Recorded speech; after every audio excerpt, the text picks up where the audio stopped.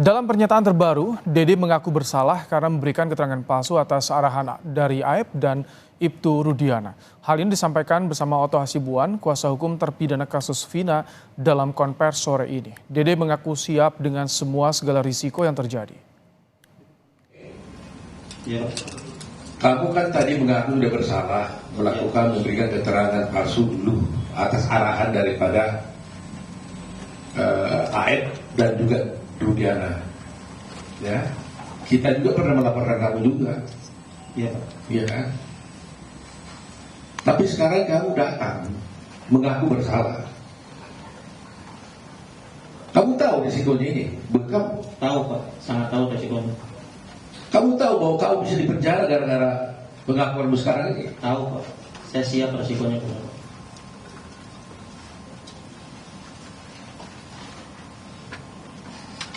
7 orang ini di dalam penjara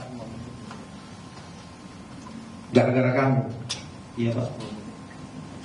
Kamu bersedia nggak masuk penjara supaya 7 orang ini keluar? Sangat bersedia Pak. Yang penting intinya di terpidana itu saya mau keluar Pak, bebas. Seperti kehidupan saya kemarin Pak. Karena saya merasa bersalah. Meskipun kamu masuk penjara? Siap Pak. Meskipun saya masuk penjara menggantikan 7 terpidana itu, saya siap Pak. Saksi kunci Dede dalam kasus Vina mengaku dirinya telah memberikan kesaksian palsu pada 2016 lalu. Apakah pernyataan Dede ini bisa menjadi pintu dibukanya kembali kasus pembunuhan Vina dan menjadi novum untuk upaya peninjauan kembali dari para terpidana? Kita akan bahas, saudara, bersama dengan pakar hukum pidana Universitas Jenderal Sudirman Hibnu Nugroho dan juga kuasa hukum Ibtu Rudiana Elsa Syarif. Kita juga akan mengundang, saudara, nanti kuasa hukum dari terpidana kasus Vina yang akan segera bergabung. Selamat sore, Bu Elsa, Prof. Hibnu. Selamat sore, Assalamualaikum warahmatullahi wabarakatuh. Waalaikumsalam warahmatullahi wabarakatuh. Prof. Hibnu, bagaimana Anda melihat dari kesaksian Dede yang mengaku memberikan kesaksian palsu 2016 lalu? Apakah ini ada implikasi pada kasus atau putusan para terpidana nantinya? Ya, ini kan kesaksian disampaikan di luar sidang. Sedangkan kesaksian pada waktu itu disampaikan dalam sidang. Kesaksian dalam sidang itu sudah disumpah loh Mas. Satu. Kedua, dia syarat formil materialnya tahu. Syarat formilnya apa? Dia menyampaikan sumpah. Dan saya kira sumpah itu sudah disampaikan berkali-kali bahwa menjadakan akan memberikan keterangan yang sebenarnya di hadapan kitab suci. Kedua, mengenai apa yang ia lihat dia sendiri. Satu, itu syarat keberadaan saksi. Sekarang pertanyaannya, apakah satu saksi cukup? Oh enggak. Saksi bernilai apabila keterangan satu saksi dengan saksi yang lain. Satu saksi dengan keterangan-keterangan bukti yang lain. Konfrontasi dalam pembuktian itu, saya kira hakim juga melihat secara komprehensif. Kenapa saya hakim melihat komprehensif? Karena putusannya seumur hidup, Mas. Saya melihat seorang hakim majelis memutus seumur hidup itu sesuatu yang berat loh. Apa iya kena tipu palsu hanya seseorang? Ini yang kita harus lihat secara objektivitas. Kalau ragu-ragu pasti hukumnya nggak seperti itu. Disinilah saya kira kita harus melihat secara objektif majelis yang kita memutus ketika itu melihat suatu persidangan yang saya kira melihat suatu komprehensif bukti yang diselesaikan. Prof. Hibnu, yang ditemukan. maaf saya potong. Tapi ini Dede, Aep dan juga Ibtu Rudiana dilaporkan ke Barreskrim. Artinya Dede ini kemungkinan akan bisa dipanggil ke Barreskrim nanti memberikan kesaksian yang saat ini ia kemukakan. Apakah itu akan berpengaruh? Ya, bisa berpengaruh, bisa tidak. Tidak berpengaruh kalau tidak didukung bukti yang lain. Tadi saya katakan, dalam suatu menilai bukti tidak berdiri sendiri. Dalam menilai bukti yang berkaitan dengan yang lain.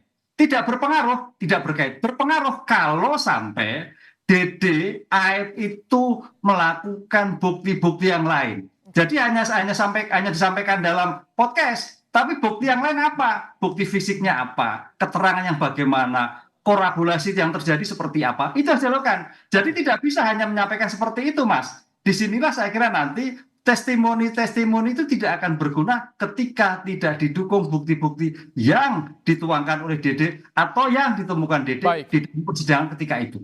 Baik, Bu Elsa, dengan mulai banyaknya gelombang kesaksian-kesaksian yang kini mulai menunjukkan Ibtu Rudiana, bagaimana kuasa hukum merespon? Apa upaya yang akan dilakukan oleh kuasa hukum dalam waktu dekat soal ini, Bu Elsa? Ya, saya kan akan menjelaskan bahwa dari awal pembunuhan ini berencana dan kemudian secara kejam mereka merekayasa seolah-olah terjadi kecelakaan. Jadi ini luar biasa kejahatannya ya.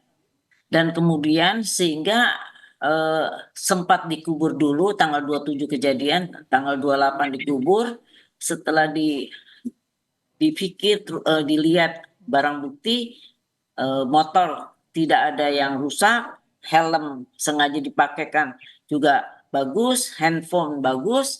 Jadi insting dari seorang penyidik bahwa dia melihat begitu hancurnya anaknya itu, rahang patah dan semuanya, gigi ambrol. Kan kalau misalnya jatuh ya depannya aja yang hancur, belakangnya enggak. Ini muka belakang semua badan hancur ya, udah kayak Baik. dipukul kayak Itu bakso. kondisi saat itu Bu Elsa ya. Baik. Iya, itu kan ada visum ya. Kita Jadi kan dengan membaca banyaknya saat ini kesaksian yang bilang kalau mereka diarahkan oleh Ibtu Rudiana Nah, untuk kasus tunggu ini. dulu. Iya, kan kalau memang kan mereka, saya perbandingkan, sedangkan terdakwa terpidana aja waktu dari diperiksa di Polda Jabar disuruh rekonstruksi aja nggak mau, ya Oke. berarti ada didampingi lawyer, dia ada keberanian tidak tertekan, kemudian dia melakukan pra peradilan, kemudian Oke. ditolak, dia bersidang, di sidang pun bikin eksepsi, begitu itu dia bisa mencabut BAP-nya, ya itu terdakwa loh pada saat Oke. itu. Sekarang nah sekarang saksi itu menjelaskan dengan bebas di bawah sumpah. Itu yang bertanya eksaminasinya dari majelis 3 orang, udah Oke. itu asalnya berapa orang, lawyernya berapa orang. Dan bagaimana bisa mengatakan udah inkrah 8 tahun kemudian tiba-tiba Bu Elsa, rame-rame mengatakan tapi bahwa ketika mulai tidak banyak benar. di luaran keterangan-keterangan yang saat ini sudah mulai memojokkan Ibtu Rudiana, apakah Ibtu Rudiana mau untuk memberikan keterangan juga kepada publik atau siap akan dalam waktu dekat bersedia diperiksa oleh internal polisi pasca banyaknya saat ini kesaksian-kesaksian? Ya, sekarang saya sampaikan, Rudiana adalah seorang polisi aktif, tidak bisa sembarangan memberikan keterangan. Dan karena begitu banyaknya simpang siur cerita hoax ini yang menyudutkan dia, dan korban diputarbalikkan menjadi sekarang seolah-olah dia jadi pelaku macam-macam, sehingga sudah minta izin kepada atasan untuk bisa menunjuk lawyer, dan Oke. perhakilah yang mengambil alih ini untuk meluruskan permasalahan ini. Untuk itulah kalau bilang dilaporkan, ya mereka tuh baru melaporkan ke Mabes, tapi di Mabes kan ada prosedur yang Oke. panjang. Jadi kalau Di antara secara aturan tidak diperlukan, tidak diperbolehkan untuk langsung bicara kepada publik soal ini untuk Oh menjelaskan tidak apa yang bisa terjadi. karena ada humas. Oke. Ini peraturan dari Kapolri, nggak boleh. Itu dia terikat dalam peraturan Kapolri. Baik. Nah kemudian sekarang hari inilah kami mengsomasi baru 3 ya. Kita hari ini kita somasi Deddy Mulyadi, Dede dan Lingga Akbar Mhm. untuk somasi untuk menarik pernyataan dia dan meminta maaf kepada Oke, teman kami. disampaikan 3 somasi dari kuasa hukum Ibtu Rudiana. Ya, Prof. Hipnu, dengan Ya. adanya sekelumit keterangan yang saat ini mulai memojokkan Ibtu Rudiana, sebetulnya kunci untuk bisa pengungkapan kasus ini dari mana sih saat ini? Apa yang harus dilakukan oleh Polri, Prof. Hipnu? Ya, memang sejak awal kan kita harus tahu, tampaknya pengungkapan perkara pada waktu itu tidak dilakukan dengan bukti-bukti forensik. Dan itu, terutama CCTV. Ini kan yang simpang siur. Sehingga ketika 2016 itu kan ya Cirebon sudah maju lah ya. CCTV sudah ada, saya kira HP sudah ada. Ini yang tidak diketahui, sehingga perdebatan sekarang itu apakah ada perbuatan pidana atau tidak. Apakah kecelakaan, apakah pembunuhan, itu yang Bu Elsa tadi seperti itu. Ini kalau didukung dengan CCTV ketika itu sudah selesai.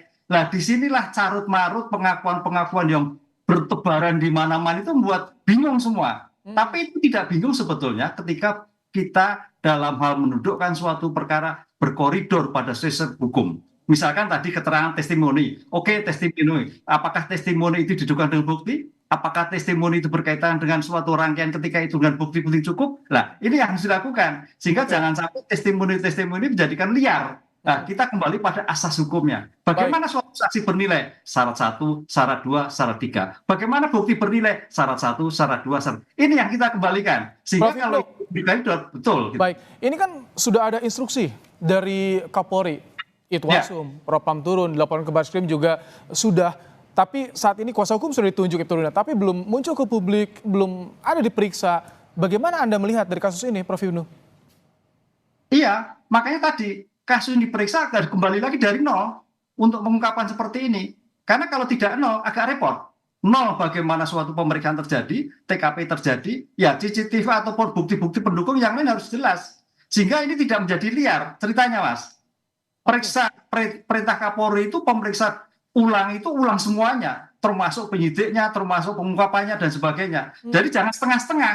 Ini tampaknya diskusinya setengah-setengah kan, tidak dari awal TKP, misalkan di mana terjadi, bagaimana terjadi, pakai apa yang terjadi, bagaimana terjadi, siapa yang melakukan, tempatnya dilakukan, alat apa yang dilakukan. Ini nggak muncul yang sampai sekarang. Oke, Bu Elsa, saat ini bukti yang dikantongi oleh kuasa hukum untuk menguatkan kalau Ibtu Rudiana tidak bersalah, tidak ada peran tertentu di kasus ini, apa saja? Banyak sekali, dan saya sudah bikin flowchart untuk kasus ini sendiri ya. Jadi saya sudah yakin bahwa klien saya tidak melakukan itu. Klien saya itu pangkatnya nggak tinggi, Mas. Dia cuman itu, dan perkara itu hanya 3 hari di Polres Cirebon, kemudian ditarik ke Polda karena ternyata tadinya dikira kecelakaan, ternyata tidak, ya.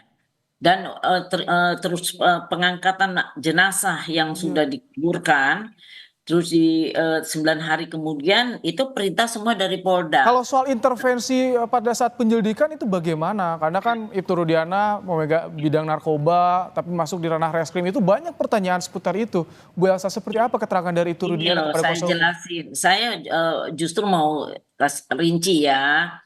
Itu tanggal 27 kejadian, dibilang terus tanggal 28 dikuburkan karena dibilang kecelakaan. Setelah itu, setelah dilihat tidak masuk akal, kemudian dapatlah berita dari AEP dan Dede bahwa ada terjadi kejar-kejaran, lempar batu dan segala rupa terhadap motor yang ini dikendarain. Dan jangan pikir masih selain Aib dan Dede, masih ada lagi saksi-saksi lain yang mengetahui bahwa terjadi ada kayak tawuran itu, ya. Ini ada saksi lain. Atasan dari Ibtu Rudiana apakah sempat diperiksa juga yang bertanggung jawab langsung? Saksi-saksi lain? Enggak, atasan Ibtu Rudiana yang menangani kasus saat itu, apakah juga pernah diperiksa juga internal oleh Polri? Kemarin ini kan diperiksa semua, asistensi dari Mabes Polri, Kompolnas, semuanya sudah turun, dan karena menerima dari banyak masalah-masalah viral ini, Rudiana sudah diperiksa di Propam. Tapi itu berdasarkan BAP 2016, Bu Elsa ya? Bukan, kan diperiksanya baru, jadi kan semuanya sudah diperiksa. Dan sudah dinyatakan Rudiana tidak menyalahi prosedur karena dia cuma sebagai pelapor. Dan juga di Polres Polres Cirebon itu hanya 3 hari, kemudian ditarik di Polda. Seluruhnya adalah penyidikan di Polda. Nah, kita jangan bicara Rudiana aja ya, karena kalau dicabut sekarang ini kita sibuk mengamankan saksi-saksi kunci. Boleh dicabut satu-satu saksi kita, tapi kan tidak semuanya mau mencabut. Dan kemudian kalau memang benar si Dede itu atau Lingga Akbar bilang dia memberi keterangan palsu, kan dia dalam keadaan bebas. Setelah itu kenapa baru sekarang dia baru nyambut-nyambut setelah viral? Kami tangkap. Ada sudah disampaikan juga ya, somasi oleh kuasa hukum, gitu yang ini harus dijawab oleh tadi 3 pihak tadi. Prof. Ibnu, dengan banyaknya saat ini simpang siur, singkat saja, bagaimana Itwasum, Propam, dan Bareskrim dalam bertindak untuk saat ini agar terungkap terang, Prof? Ya, saya sepakat dari Bu Elsa tadi bahwa ini bukan seorang Ibtu Rudiana, tapi adalah penyidikan. Penyidikan itu adalah institusi. Nah, itu. Siapa institusi yang dilakukan? Memang pada waktu itu mungkin Ibtu Rudiana. Ingat loh, seorang polisi itu adalah dalam konstitusi sebagai penegak hukum, sebagai pengayom, pelindung, penegak hukum. Sehingga pangkat apapun itu sebagai polisi. Nah, kebetulan ini polisi sebagai korban, kan gitu. Oleh karena itu, dengan pangkat apapun sebagai penegak hukum, wajib menyerahkan kepada penyidik yang berwenang. Oke. Nah, dalam hal seperti ini saya kira lembaga, siapa Polda Jawa Barat yang melihat bahwa sejauh mana profesionalisme penanganan perkara tersebut. Itu Mas. Oke, kami tangkap. Terima kasih Ya. untuk pandangan Anda, Prof. Hipnu. Bu Elsa Syarif, terima kasih juga telah bergabung bersama kami di Kompas Petang sore hari ini. Terima kasih.